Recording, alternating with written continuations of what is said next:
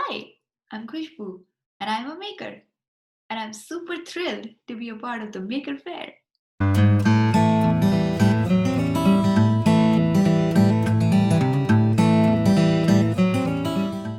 I'm an engineer by training and an educator in the making. I have always found myself being fascinated by the simplest of things in motion. Today, I'm here to talk about making, of course, but in context with a kinetic sculpture that I made and its seemingly obvious connections to math. However, often making is about things that are not known and things that one explores as a process. So here's a quick glance on some of the stuff that I've made in the past. Clearly, I enjoy mindless and or meaningful making, but what I love the most is the process of making or simply designing. So I'd say making is therapeutic for me. But it's not all roses every time. It's super frustrating when your design doesn't turn up the way you wanted it to. Like when the motor's connections are on point, but it still doesn't move anything in the project.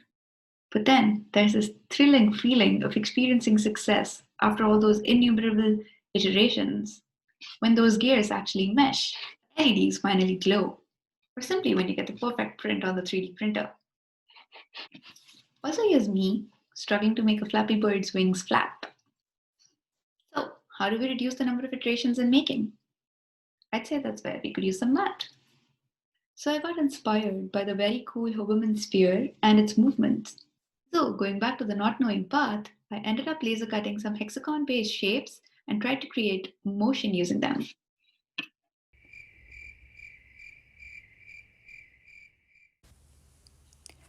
So this is the baseboard of the kinetic sculpture, and in order to have a smooth movement on it, I need to know how far from the center should the slots be placed, right? So in order to do that, let's look at the pieces of the sculpture closely. Let's start with a circle of radius r. This circle can be inscribed in a hexagon. So basically, the pivot points on the hexagon form a locus or path for the circle. So, the circle gave us a hexagon.